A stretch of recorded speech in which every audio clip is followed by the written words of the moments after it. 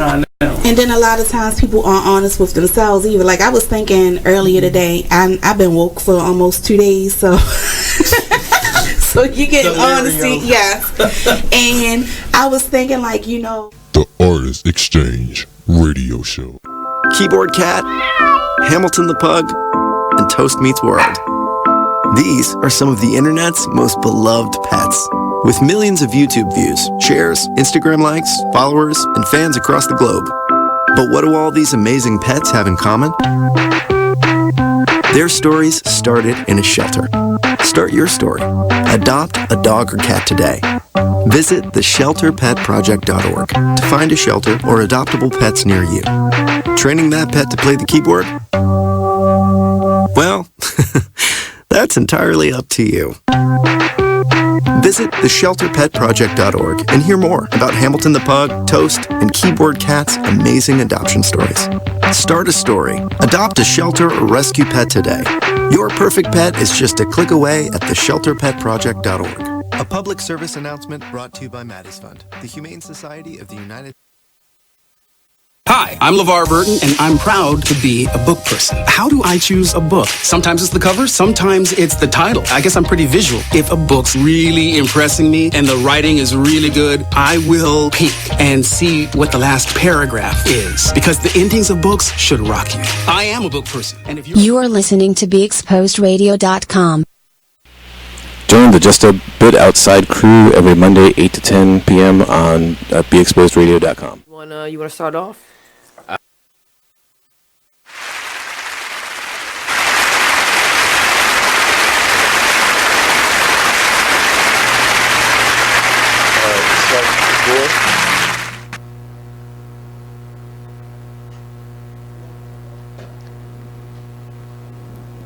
Welcome to Now We're Talking. Thank you for joining us. Sorry for the delay, but we are here and we have an amazing show planned for you tonight. Thank you again for joining us. We have some special guests for you this evening. The show is going to be really, really powerful. We're going to be talking about the impact of sports and the sports business on our youth. The impact of sports and the sports business on our youth. We have two really special guests for you tonight, but before we introduce them, by way of promotion, I am your host, Mervin A. Bourne Jr., one half of your Now We're Talking duo. Our co-host for tonight is traveling, but she will be back next week, Ms. Lolita E. Walker. She is doing what she does, being dynamic on the other side of the country, speaking to a remarkable group of women about her book and about her business and about making positive change in people's lives. So I am again your host, Mervin A. Bourne Jr., the author of A Single Mother's Guide to Raising a Son, which you can find on Amazon.com in both ebook form and Kindle. And my co-host Lolita E. Walker is also the author of The Intersection of You and Change, which you can also find on Amazon.com or through her website, lolitawalker.com. Thank you again for joining us. I have two guests joining us tonight after the break. One being Mr. Lydell Henry, who is the executive director of Beat the Streets Baltimore, which is a dynamic organization that through wrestling reaches inner city youth, primarily from Baltimore City, and combines the sport of wrestling with educational enrichment, putting these young men on a pathway to college. I also have as one of my special guests tonight, Mr. Derrell Poland. Mr. Poland is currently an NCAA football coach. He's also a former football player for Morgan State University. He's also the first face of Under Armour and made history a few years ago as being Under Armour's first performance model. And so he's very familiar with the business of sports from a lot of different perspectives. I had the honor of playing with him in college, and tonight we're going to have a really, really impactful discussion about the impact of sports and the sports business on our youth. So before we get really deep into it, I have some questions that I want to pose to you all. And by the way, those of you who are watching, please definitely thumbs up the page, go ahead and share it so that other people can start watching as well. And we just want as many people to hear about the show as possible, as many people to tune in as possible. And also, as we're talking tonight, questions are going to come up. Send the questions in, type them in live. We definitely will be addressing all questions live on the air, all comments live on the air.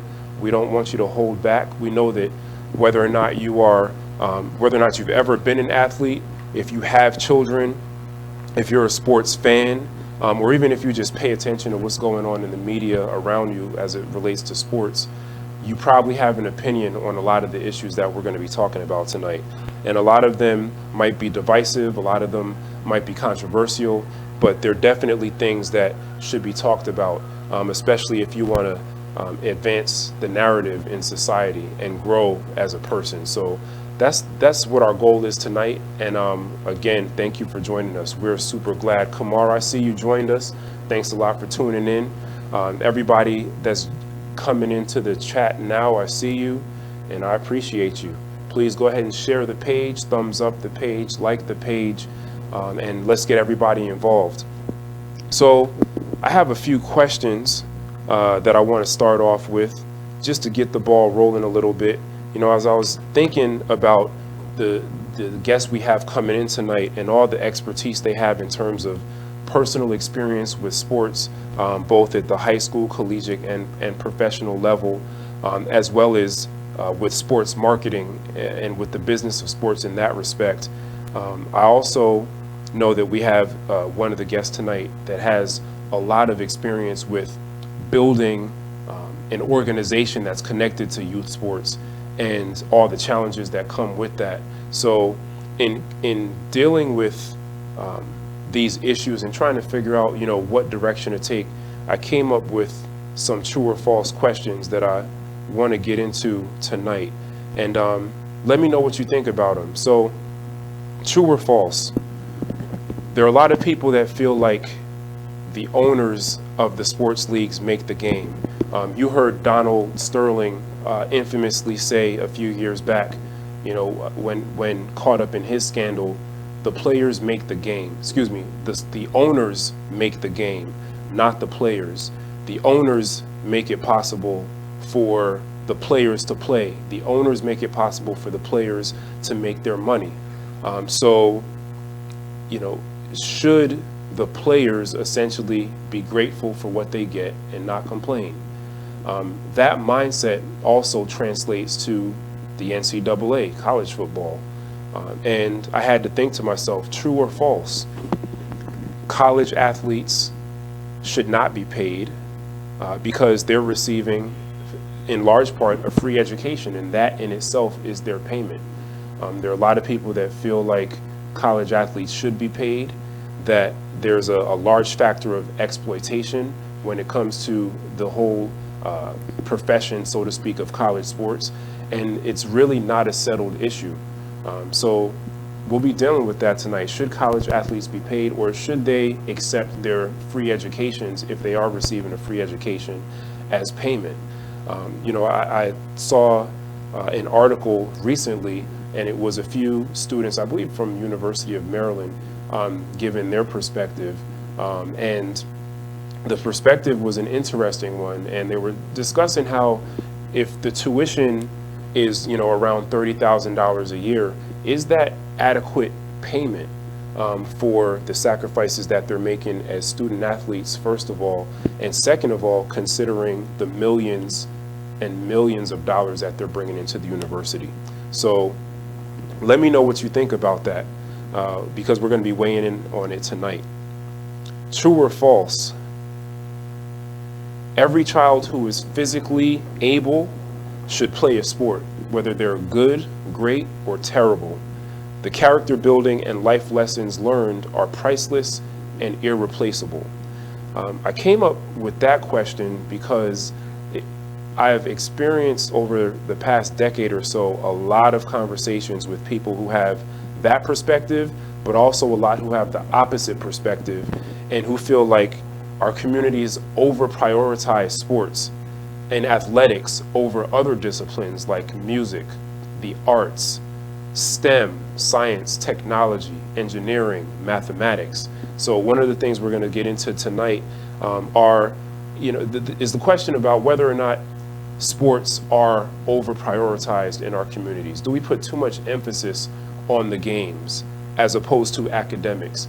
And are we in turn setting our children up for failure when the rate of high school players, little league players, even college players that are able to eventually play professional sports is very, very, very small? Is the chance that they could be a professional athlete, does that make it all worth it? And there's another school of thought on that, and that is, it really doesn't matter whether or not they eventually end up playing professional sports, but everything that they gain on the way there makes it worth it.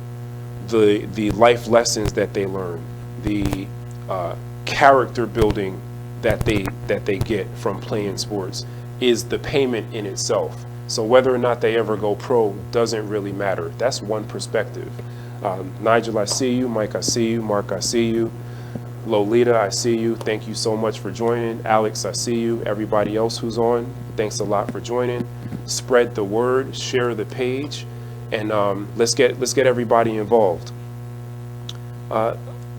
As you're watching, I want you to think about a couple things. I know I see some people on there that I know are athletes or former athletes. Mark, I see you. How you doing? What's up, cuz?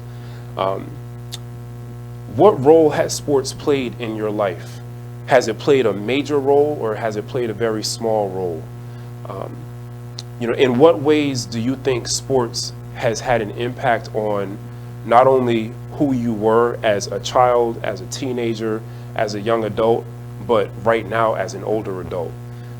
I'm really looking forward to hearing from all of you, not only on those questions, but especially on the questions about whether or not there's more benefit or exploitation in sports, especially when it comes to the business of sports. So we're going to take a break in a little bit, get things set up and get our guest in. Again, we have joining us tonight the former face of Under Armour, performance model, NCAA athlete, current NCAA coach, Derrell Poland will be joining us momentarily.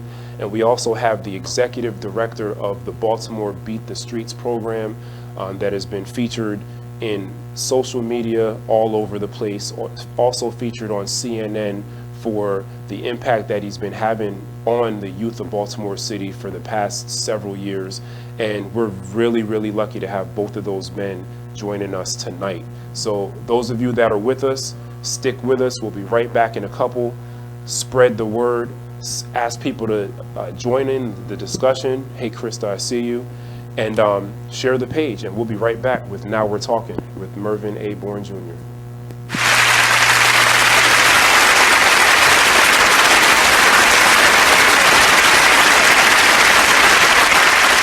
You use Tearless Baby Shampoo because it's gentle on your baby's eyes. You make sure his toys don't have any sharp edges. You always test the bathwater to make sure it's not too hot. You taught her what to do when the smoke alarm goes off. You make sure she wears a helmet when she rides her bicycle. You put on his sunscreen, even when he's embarrassed his friends will see. You do so much to keep your child safe. But are you using the right car seat for your child? Is your child facing the right way in the car seat? Is the seat too big or too small? How do you know when it's time to move your child into the next type of seat? Car crashes are a leading killer of children ages 1 to 13. Protect your child's future at every stage of life. For information on the right seat for your child, visit safercar.gov/the-right-seat. That's safercar.gov/the-right-seat. A message from the National Highway Traffic Safety Administration and the Ad Council. Why is Connor having trouble focusing in school? Having trouble finding Connor's middle school? Would you like directions? No, why is Connor having trouble focusing in school? Finding lowest airfare to Istanbul. No, I'm tired of fighting with him over homework. Home, walk, restaurant. Need a review? No, I need help. He's very smart, but his mind wanders. He's disorganized. I think I understand. Oh, good. Finding best potatoes for French fries. No! Russet, fingerling, Yukon Gold. Why don't you understand me? Sorry, I was trying to show how Connor feels every day. Frustrating, isn't it? Redirecting to understood.org. For the 1 in 5 kids with learning and attention issues, this is what life can feel like. Explore understood.org, a free online resource about learning and attention issues, designed to help your child thrive in school and in life. Understood.org, because understanding is everything. Brought to you by understood.org and the Ad Council. There's a rumor going around that Tyler Perry and Oprah are beefing. Well, let me tell you about this. Tyler, okay, told Oprah, bitch, if you don't have my money, we're going to have a problem. Ooh. Oprah said, what is the problem? Ooh. You said if I don't have your money, there was going to be a problem. So Oprah is standing her ground like, bitch, I'm in charge. Yeah, you know, you may have a $250 million studio over there that you film all your shows and movies and stuff on, but I have the empire. That's what Oprah said. Oh, these are her exact words. Allegedly. I made this up. But allegedly. I made it all up.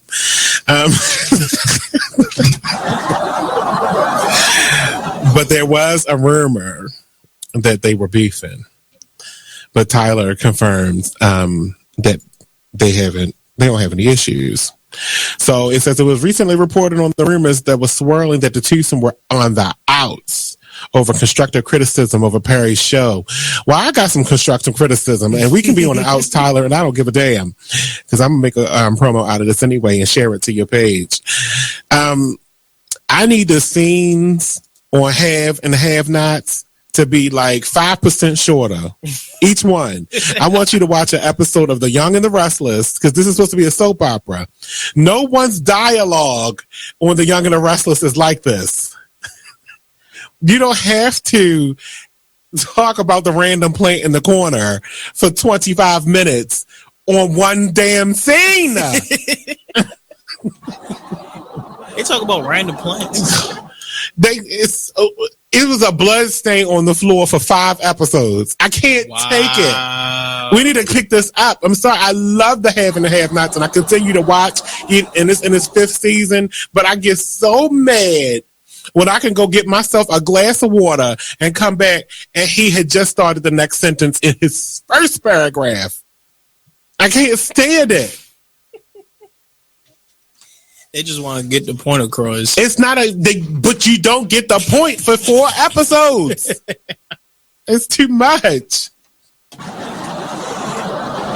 So, now according to ET Online reports, Tyler Perry has a pre-cut and dried response to a pretty cut and dry response to the rumors about him and Oprah.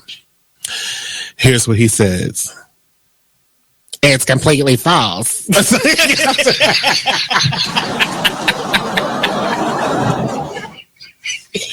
was that? That was your Tyler Perry impression? Oh, God. What? That was my Medea voice. Oh, God. Nothing is accurate in this article except for mine and Oprah's names. That's what he said. I mean, you see what I mean? You gotta stick around. I mean, every Tuesday at 7 p.m. I mean, they pay us to do this. So we go off every week right here on BeExposedRadio.com. It is with great pleasure that I welcome you to today's graduation ceremony. Students, when you hear the reason or reasons for your absences throughout the years, please exit the auditorium without your high school diploma. Once you've exited, remove your cap and gown and proceed into the unknown. Too tired. Family trip. Part-time job. Helping around the house. Sick day. Starting the holidays early. Just because. Starting in the 6th grade, students who miss 18 days or more of school in a year for any reason will fall behind and risk not graduating high school. How many days of school has your child missed this year? Absences add up. Keep track at boostattendance.org today. Brought to you by the U.S. Army and the Ad Council. we're rewarding you for something you already do, listening to us. It's Radio Loyalty, and it's an easy way for you to get free stuff. All you do is sign up. Go ahead and click the banner now. You'll earn points as you listen. Points you can trade in for great products and services in the Radio Loyalty store. You can earn even more points when you share your favorite station with friends on Facebook and Twitter. Radio Loyalty. It's free to sign up, so click the banner to join now. So, Jacqueline. Yes, Mom? I wanted to talk to you about something, and... Oh, wait. Hold on. I just got a text. Oh, there's another one. Wow. Busy me. So, anyway... Oh, wait, Mom. I just got a message. My friends keep commenting on my comment. Oh, there's another one. So many comments on my comment. Oh, I can't wait to watch TV tonight. Playoffs! Hey, guys, check out my new video game. Pew, pew. Wait. Mom, what? What? Hold What'd on. you say? Wait a second, what? You are listening to BeExposedRadio.com.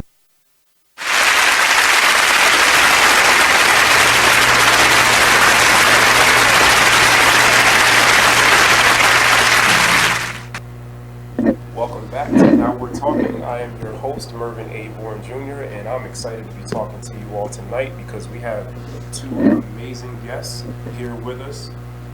To my right, Mr. Lydell Henry. To my left, Mr. Derrell Poland. And thank you all for joining us. Thank you so much. Sure thing, no problem. And tonight, we're going to have a really interesting discussion. We're going to be talking about the impact of sports and the sports business on our youth.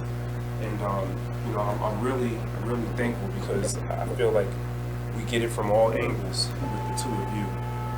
Lydell, right now, you're currently working actively and directly with the youth, particularly in Baltimore City and surrounding areas through the organization that you're the executive director of, Beat the Streets.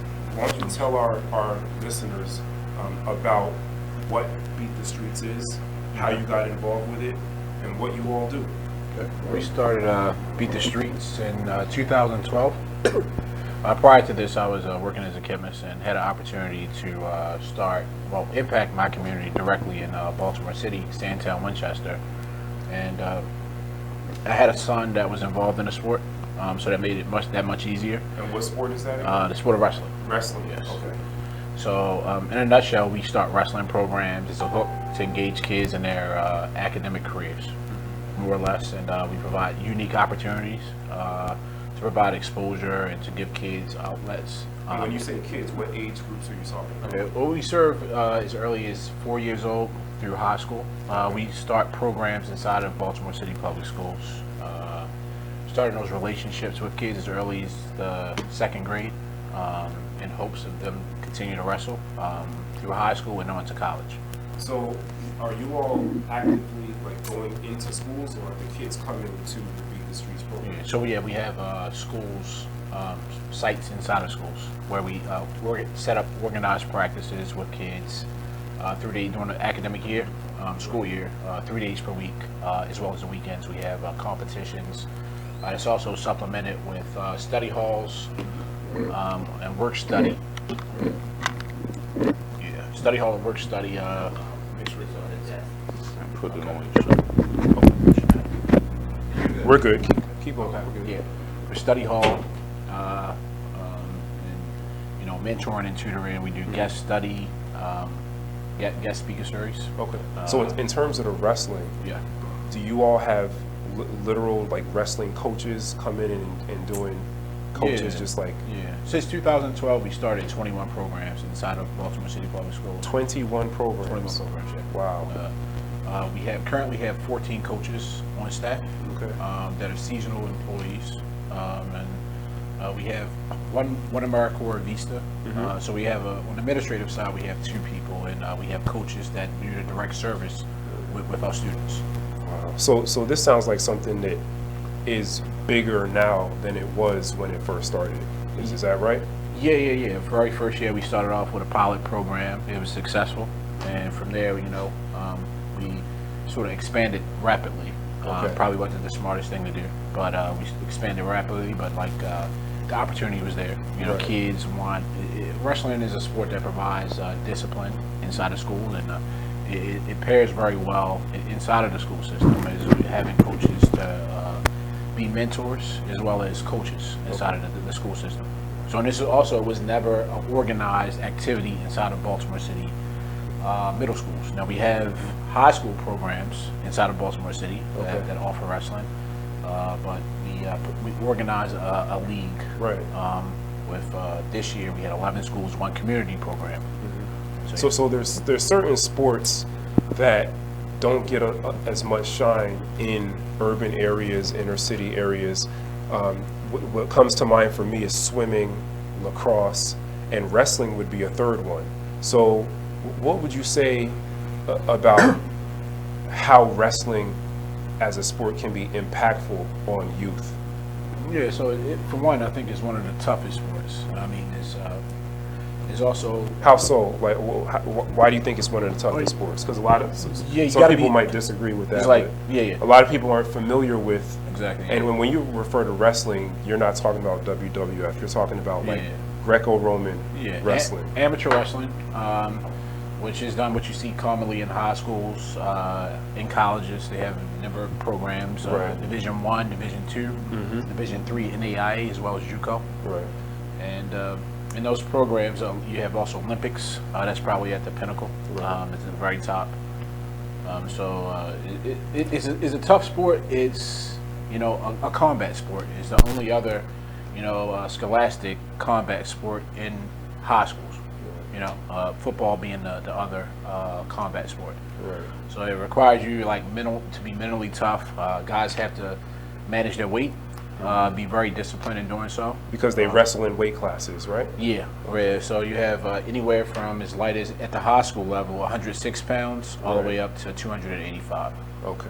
Yeah. And I know that you also have had really accomplished, even famous athletes come and talk to your students over the years. Who were some of the people that you've had come talk to Beat the Streets? Yeah, so when I first started this, I had Jordan Burroughs. Jordan Burroughs is an Olympic gold medalist. Then there was Bubba Jenkins, who was an NCAA champion. So unlike football and basketball, wrestling isn't your mainstream sport. Yeah. So I probably couldn't have reached out on Facebook and connected with Ray Lewis or Tom Brady to come in to do clinics. Right. So I organized clinics. They came in, and then it started to grow.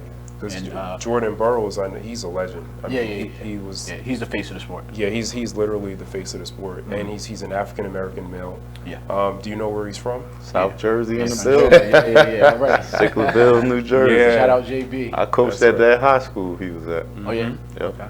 Yeah. Also, when we first started, another guy. Did you see? Probably seen wrestlers tend to do very well. Yeah. In mixed martial arts. Yes. If you take a look at 10 champions in the UFC, 9 of wrestlers. Yeah. So one of the wrestlers that actually was knocked out in 5 seconds. Yeah. I'm not sure if y'all seen that. That's what I got on, man. I felt bad. Yeah. Ben Askren. His name is Ben Askren. We brought him in for a clinic. Flew him into town and paid him to do a clinic at Mount St. Joe in Baltimore. I paid him, I think, $1,000. And then we also took him to another school where it served the low income demographic. Right. And he seen what we were trying to do, and he called me up maybe 2 weeks later and say, "Hey Lydell, I want to support what you're doing. I want to support Beat the Streets." Wow. And I'm thinking what is he doing? And he sent me a $3,000 check. Wow. Yeah, which we paid him $1,000. He sent us back $3,000, and that's how we launched Beat the Streets. We started out got our 501(c)(3) application, and from there we took off. That's amazing, man. That's amazing. We're going to come back and get into more, because I want to get into the economics and the business aspect of what it takes to be the executive director of an organization like Beat the Streets, who's serving so many youth throughout the city and impacting so many lives. And but you have to pay people, you have to employ people, and it takes a lot of work and it takes money. So we're going to talk about that. But Derrell, let the people know who Dash Poland is. Where did he come from? What has he done? Why are you here? Wow, man, that would take a loaded question. Yeah, the abbreviated version. It's another kid with a dream. Got an opportunity at Morgan State, further my education. Played football there. Went on to dabble some professional football, but This little company called Under Armour was making some noise in Baltimore, put me in their first commercial, second, third commercial. 12 years later, I was a producer there. So, you know, obviously I was back in Baltimore. And in 15, what was that, 4 years ago, you know, I decided to walk away to get more hands-on with people. Right. Well, before you go further, a lot of people don't realize that Under Armour is a Maryland company. Yeah. Yeah, and there's a lot of people in Maryland that don't realize Under Armour was born in Maryland. Yep. And it's not a company that's been around for, 20, 30 years. It's in terms of, comparing it to companies like Nike and Adidas and these other major names, Under Armour is a baby company. Yeah. So you were in close to the ground level, is that right? It started in 1995, so I was sophomore in high school. So by the time I got down here for college, they were ready. They were big enough to start making television commercials, and I got cast into the first one, and the rest is history. So he said that like it was no big deal. It wasn't. It was like 100 of us. In the first, or at least some of the first Under Armour commercials. No, it was the first. It was the first Under Armour commercial ever. Yeah, but ever. It was like 100 guys from the area that played football, box, might have been a few wrestlers. Okay. The beauty of it is, as an extra, to come back the following year and have a bigger role and double compensation, I should say. And so then the third year, even so bigger. forth and so on. So break down, like, how were your roles changing in the productions and in the commercials? Well, the company literally grew with me. I'm a young man trying to find my way in the world. Right. So first it was just, hey, you look good in our clothes, run around a little bit, we'll take some pictures. And then they started doing football camps, so that was another avenue I could help out with. So I started coaching, because I was already coaching in high school football, but that allowed me to go around the country coaching the top football players in every state. So that happened. Then we got to deal with the NFL. So we did the combine, the draft, and the Super Bowl every year. Been to quite a few of them. And what you all do? So that's called what was it called? The NFL fan experience. So we would go to the convention center, wherever that city the Super Bowl was in, and for like 14, 20 hours a day, every day for 2 weeks, we teaching the fans how to do NFL combine drills, like run a 40. I specialize in testing people's verticals, shuttle run and stuff like that. So that was fun. So again, we got taking pictures. And that's why I despise when people call me a model. All y'all saw was the picture. That's the only time I wasn't moving fast enough to be photographed. So you prefer the term what? Performance athlete. Performance athlete. Because the beauty of it is, like I said. What is a performance athlete? Tell the people. First of all, it's a phrase I invented. Okay. Well, I had to put that on my tax form, so I had to come up with something. I can't say I just take pictures. Right. But the way I defined it is, I'm still training every day, and instead of game day, I have shoot day. Right. And that's 14 hours of possibly doing the same 2 or 3 things over and over and over and over, and you never know which picture they're going to use or which video. So you want that first rep be identical to that 38th rep 10 hours later. So that's just how I looked at it. So in my mind, I'm getting paid to do athletic stuff, professional athlete. But with the brand being so heavy in the performance apparel, performance athlete, just like that. So over the years, your role with Under Armour grew and grew and grew. Right. And evolved to the point where you started producing. Tell us about that. Right. So you would be a fool to take as many pictures as I have and not learn anything about the other side of the camera. Right. So I was always asking questions and playing with equipment and definitely trying not to break it. That stuff's really expensive. So as we brought in the next generation of athletes, the Julio Jones, the Cam Newtons and stuff, they reminded me of myself again. This guy's coming right out of college. This is his first commercial. He has all kinds of people in his ear. I want to make him feel comfortable. And something I had learned from my previous commercials is, everything we do as athletes doesn't translate to the camera as well. Right. So what I did was show Under Armour that they needed somebody to transition these athletes, and then immediately filled their need. And somebody who was not just in good shape and looked good in their clothes, but somebody who had football experience. Right, primarily dealing with football players. So and you're dealing literally with NFL players, and are these players who have signed Under Armour contracts? Yeah. Right. So usually once you get signed, you come in and you do your commercial. Right. You know, so it's like camera guys and stuff, and guys in the production. How do you ask Julio Jones to do this? Right. So we can see the logo wherever it happens to be placed. Oh, hey Julio, give me a quick slant on 3 and put the ball high and you catch it so we can see the bottom of your sleeve or something like that. And that's even if they know what to call it. Right. I was always able to transition football terminology to basically television terminology, right, and come up with stuff like that. So after doing that for a while, with great success, I took a salary position, and you know, then it was everything: sneakers, basketball players, whatever needed to be produced. You know, you work on it. And I did that for a few years, and then I decided I wanted to get back to the hands-on with athletes, and that's when I got into football coaching. So what have your stops been in terms of coaching, and what were you coaching? Well, even when I first left Morgan, when I was waiting for teams to call, I've always helped out with the local high schools in South Jersey. So, like I said, Winslow Township is where Jordan Barrows went. The legendary Paulsboro High School, Woodrow Wilson, another legendary high school in Camden, New Jersey. And then the Under Armour thing happened. So that was 12 years where I would mostly work camps, still honing my coaching skills. Right. But when I officially left in 15, and decided to attack the coaching profession head on, I had to start at the bottom. Went to a prep school in Atlanta, Georgia Prep Sports Academy, and we won the championship. I was the defensive coordinator. From there, I got a call from Central State, Division II, out in Wilberforce, Ohio. I was their strength and conditioning coach as well as the DB coach. And then I took a year off, not on purpose, but my father got real sick. And about 9 months, I spent a lot of time with him. And we finally buried him June 13th.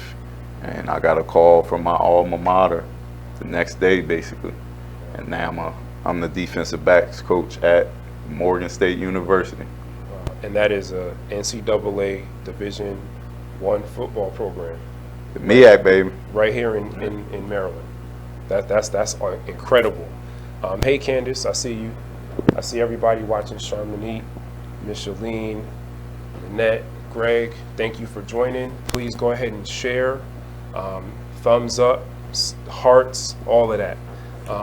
We want as many people watching as possible. So we're having a great discussion. We're going to get into some questions now, though, because there's a lot of controversy around not just sports in general, but the business of sports as it relates to athletes, the relationships between owners and athletes, whether or not, you know, you have parents now wondering whether or not they should even allow their kids to play sports for so many different reasons.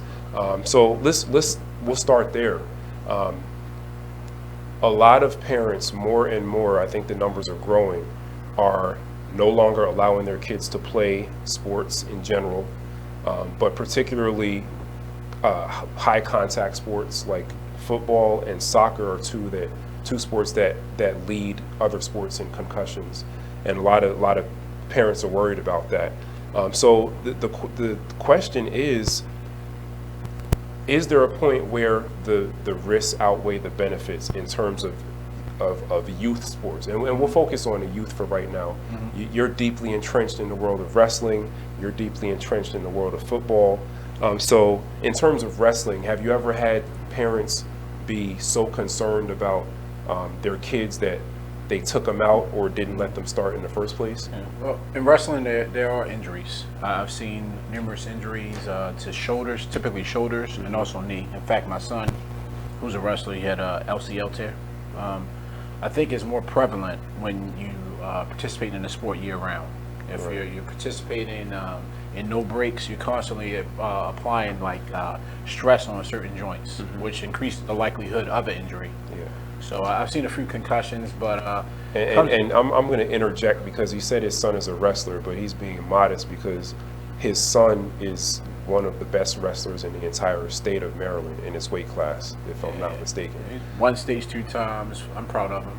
Yeah. 4-time national prep All-American, which is a big deal. We started when he was like 5 years old. So from Pennsylvania, Boston, New Jersey. Right. As far as Fargo, North Dakota. Seeking out the best competition. It's one of the best things that, like a father-son relation, you were talking about an individual sport, and you got your son right there with you, you know, and you're going through so many emotions of winning and losing, teaching them, you know, how to win, how to lose, you know, and that was one of the best experiences that we have. So a great bonding experience for father and son. So was that one of the, you put that in the plus column, obviously, because you got to experience that with your son. But in terms of wrestling specifically, sports in general, is it worth the risk? Is it worth the injuries? Yeah, I mean, I wrestled, I didn't get any injuries. But also, I started later, and I also didn't wrestle like he wrestled. He wrestled probably 60 matches per year, year-round. You know, it was like... 6-0. 6-0, yeah. And that's also when you see, I mean, and also similar to other sports, you got basketball. If I'm playing basketball year-round, I think if Kevin Durant didn't, you know, wasn't playing so much, he probably wouldn't have that Achilles injury. So I think it comes along with the territory, but also is a better managing your body, you know, and being smart about like participation. I learned that later after seeing so many kids that's wrestling year round, you know, start getting like either shoulder or knee injuries. So if I'm a parent and I come to you and I say, look, I've heard about this Beat the Streets program. I saw you on CNN, and I'm kind of interested. My son is interested, but I'm concerned. I don't want him to get hurt. Right. So I'm thinking I'm not going to do it. Well, what do you say to that parent? What's that conversation like? Well, I see injuries sometime, but not very frequently. So what would I say? I mean, you any sport you play, you risk of having an injury. You know, some more likely than others. Like in football, I'm pretty sure that like the big thing now is collisions, head injuries. So it comes along with the territory. But in sports, is one of the, for one, you know, you develop relationships, you build confidence, so many intangible things that can impact a kid's personal development. So have you seen it impact the kids that you've affected? Oh, without a doubt. Like with a wrestler, you start to develop this high confidence, and you don't think there's anything that you can't do. You know, so you might have a kid that lacks confidence coming in. But also, you know, down to coaching too as well. Coaching, constantly uplifting the kids, telling them what they are, you know, and they start to believe it, and they start to carry over into their personal life. So for me, that's one of the, from what I've seen, one of the biggest things is building kids' confidence, mental toughness, discipline is huge. You can't have a wrestling practice without discipline. But in our program, obviously we do wrestling. The more focus is on development, ensuring that kids are developing, you know, like holistically, whether they are developing academically, developing mentally, and overall. A lot of people don't realize that wrestling is not solely a boys or men's sport either. Right. A lot of young ladies and young girls are wrestling, and those numbers are actually increasing. Yeah, dramatically. In fact, this emerging sport is one of the fastest growing sports in the country for women. In fact, they have women's only programs that offer scholarships in college. Women only state championship. In fact, in Maryland, they just declared they have a all women's state championship. So that's one of the fastest growing sports for women. So a lot of people, we have in fact 3 girls in our summer camp at Morgan State University and Loyola, and in our league is like girls picking up the sport of wrestling all over, and they're doing very well. You find some girls that really kick, you know, at some stages you can't tell a difference in strength. Like in regards to development, the girls are like kicking the boys' butts. That's awesome. Yeah. I love it. So Derrell, the connection between athletics and academics. As an NCAA coach, that's something that you have to take very seriously, obviously, because the NCAA is watching, and there are institutions that have had to face penalties because of not keeping up to certain standards in terms of their students and academics. So you being a former NCAA athlete yourself and also having coaching experience at that level, what would you say in terms of the risk outweighing the benefit when it comes to being a student athlete? Do the risks outweigh the benefits? Is it worth the potential for neglecting your academics at the college level? And we can focus on that for right now. Well, at the college level, I wouldn't even say it's a risk. I think because I lived it, being an athlete helped me academically. How so? Because from day one, you have so much structure in place, so much responsibility. You're a scholarship athlete that you manage your time better. A lot of times, football programs help their athletes as far as setting up study halls. We have academic advisors. A lot of your teammates going to be in class with you. So if I don't see you in class today, I'm coming to get you, or if we roommates and we got the same class. So again, it's all how you look at it. You could take one kid that doesn't play sports and he can fail out. You could take that same kid, put him on a team, and he'll be a great student. But I'm sure the inverse is true as well. So, like I said, from my experience, it helped me.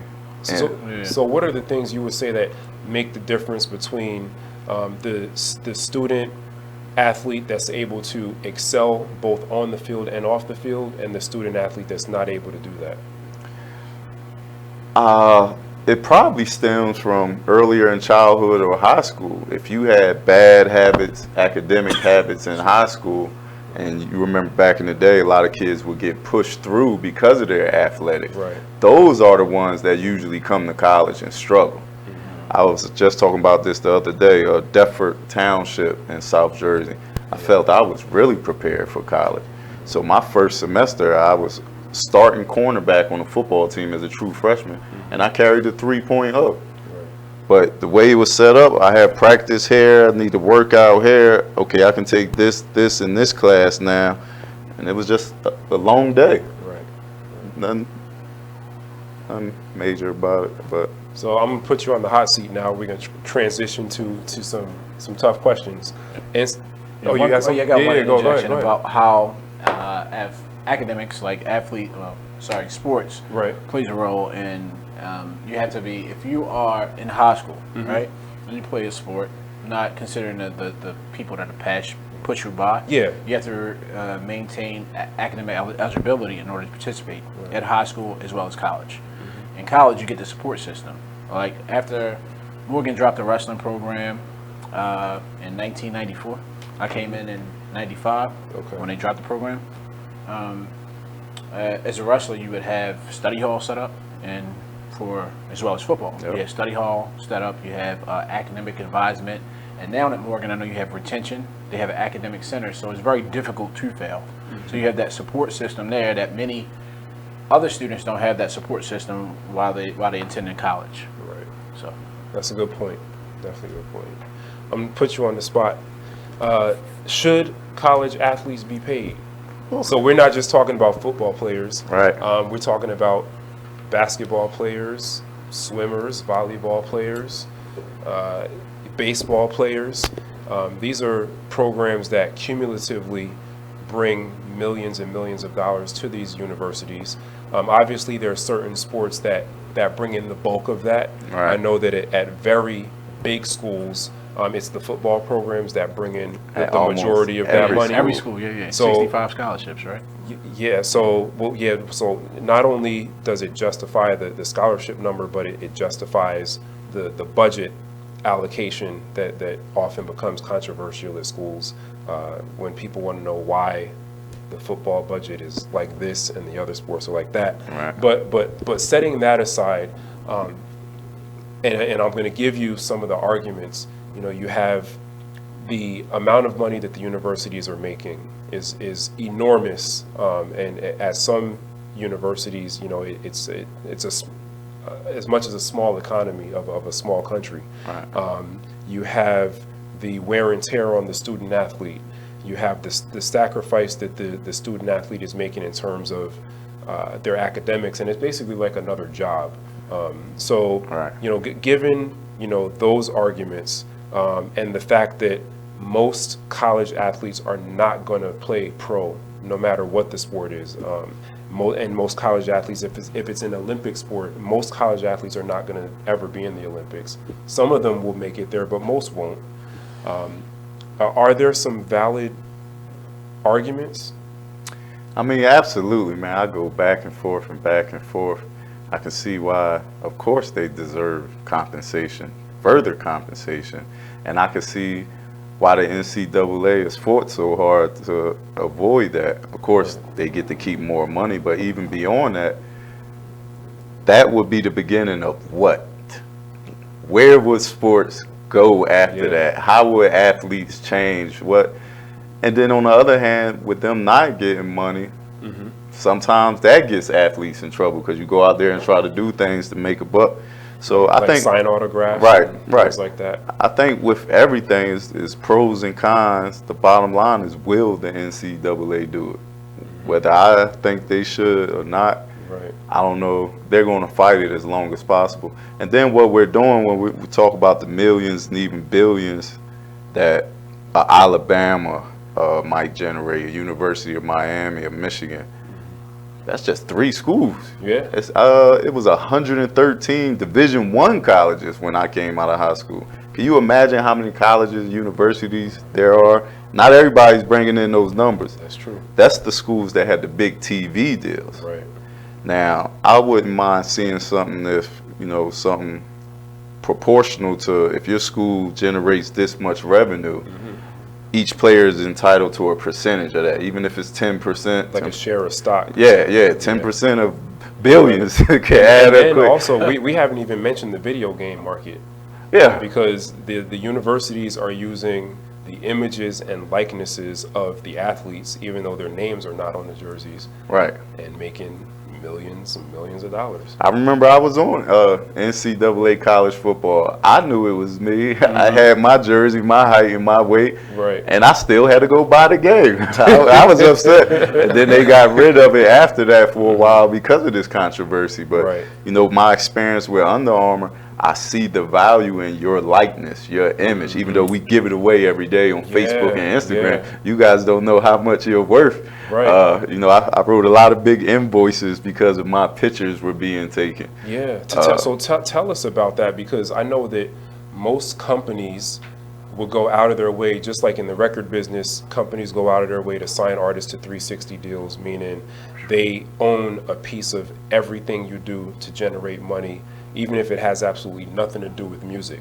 Right. What got you thinking about the value of your image and likeness when you were with that organization? I mean, that's a good question. I mean, obviously, if somebody's willing to pay you anything for a picture, there has to be value there. Yeah. And then, I mean, we all know famous celebrities and stuff like that, so it's up to you to kind of prove how much you're worth. And nobody ever gets that number, right? You don't really know, but really it's going in and doing a good job, getting great product, meaning the picture